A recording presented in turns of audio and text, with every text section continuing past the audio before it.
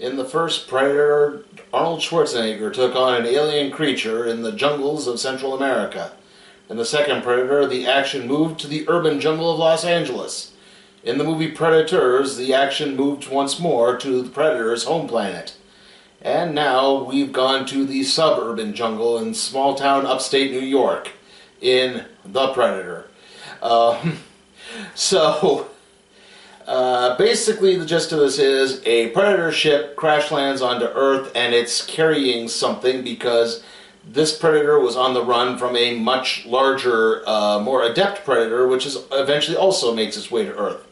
On top of that, you have Project Stargazer, a subsect of either the Department of Defense or the CIA, they seem to interchange, headed up by Sterling K. Brown's Will Traeger. And they're investigating a Predator crash in Mexico, which, it turns out, was witnessed by only one survivor, Captain Quinn McKenna, an Army Ranger and expert sniper, who, for some reason, harvested some of this Predator technology and mailed it back to his Asperger's-stricken son in the titular Greenwood, New York. Why he did this? Basically, he said he wanted to make sure he had evidence that no one confiscated it. But again, it still kind of falls into the realm of being kind of stupid. Unfortunately, said son, Rory McKenna, winds up activating this technology. And this alerts everyone, including reviving the comatose pilot of the Predator ship that crashed. And the, basically, I'm going to say, okay, the comatose Predator that crashed, I'm going to be calling Predator 1. And the second Predator, the much larger one with the dogs, is going to be called Predator 2 because we need to differentiate. On top of this, Project Stargazer brought in Dr. Casey Beckett, played by Olivia Munn, to study this comatose Predator 1. And she discovers that this Predator has human DNA for some reason. And Rory seems to confirm this, that the Predators are experimenting on themselves, including injecting foreign DNA so that they can make themselves the ultimate creatures in the galaxy. Also, humans have become important to the Predators because we're destroying our planet, which means we will soon be an endangered species and thus more valuable. As this is happening, the Predator begins wreaking havoc in town. McKenna is being transferred to a mental hospital because he's being branded a basically insane traitor to the country. And there he hooks up with several people, including Nebraska, a man who shot a CO. In this case, he was the CO. Thomas Jane's character, whose name sadly escaped me at the moment, who has Tourette's. Coyle, I couldn't quite get the name exactly. That's Keegan-Michael Key's character. Lynch, and Meadows, a Jesus freak. And now I guess we have to talk a little bit about the elephant in the room with Olivia Munn and everything that happened.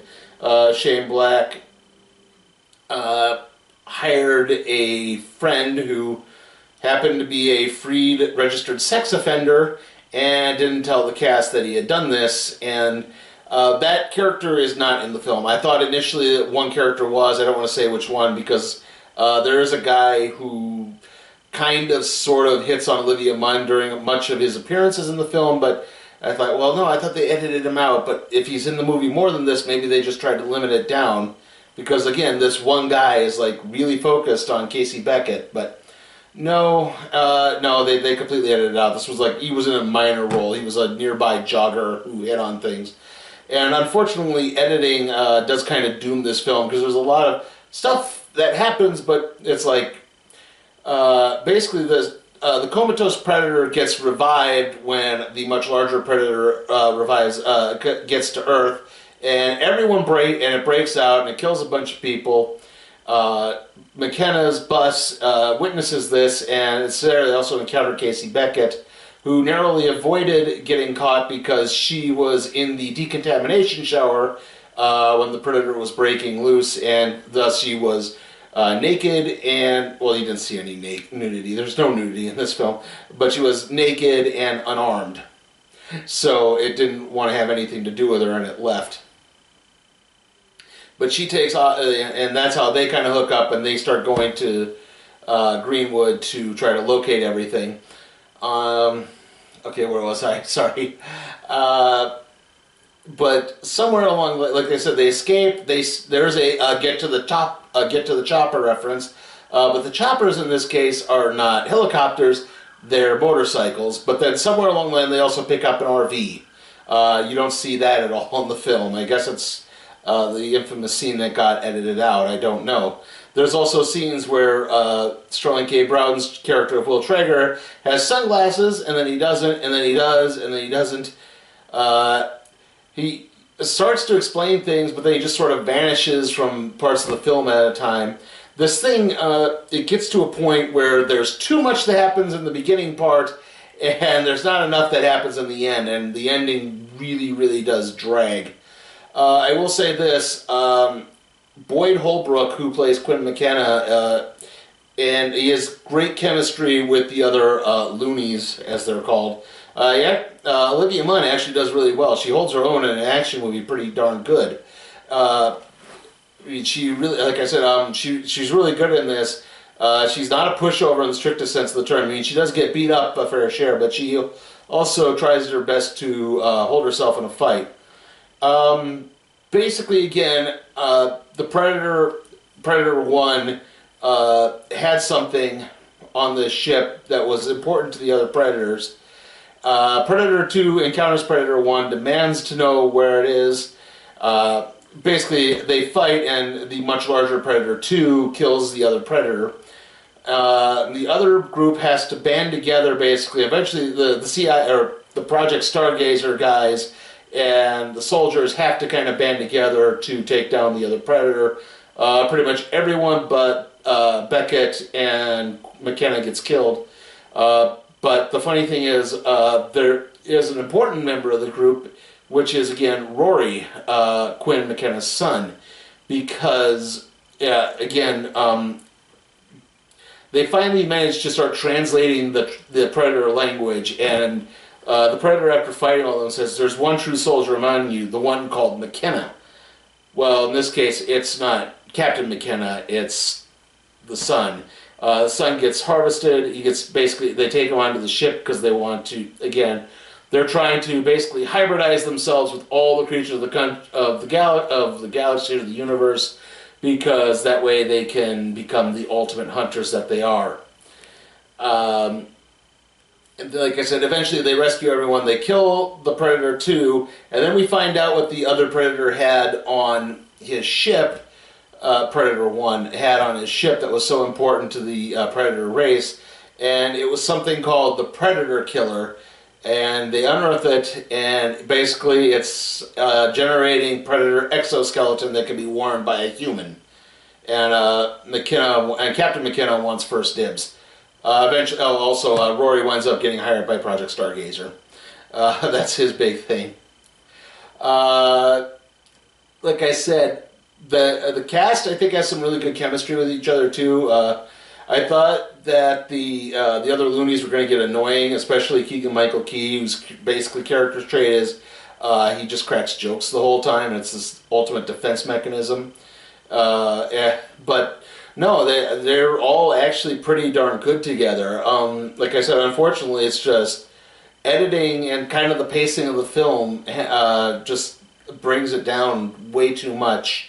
Like I said, there's way too much that happens in the first part, and then not enough happens towards the end, and it just kind of drags and drags and drags. And you get to the point where it's like, okay, could we wrap this up? This 100-minute movie feels like 2 hours, and it shouldn't really be doing that. You should, I mean, if you're going to do that, at least space the action a little bit more.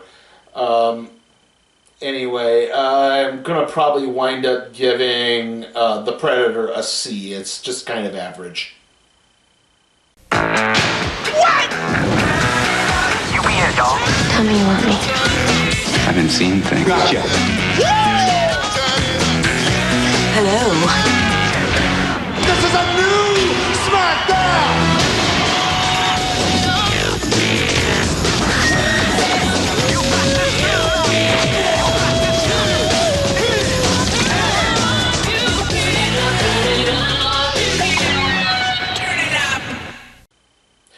Okay, trailer time.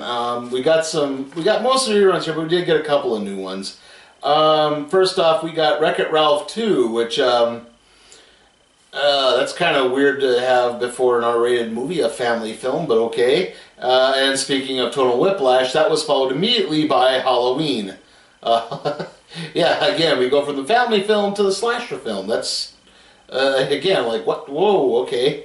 Then we had Venom again, Overlord again, and then we had Captive State.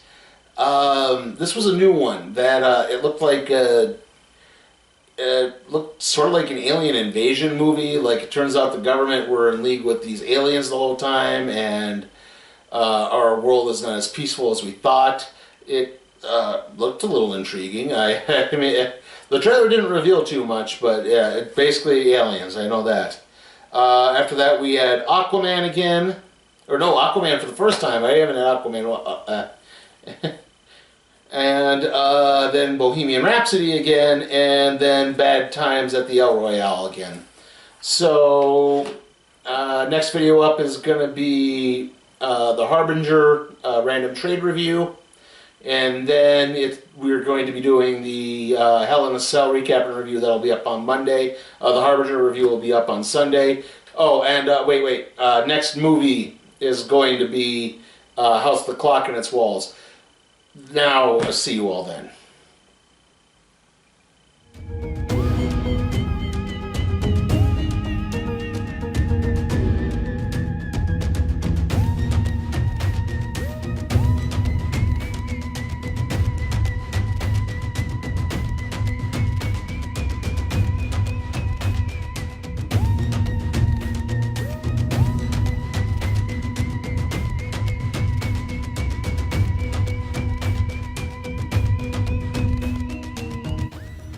Hey guys, is there a movie you want me to tackle?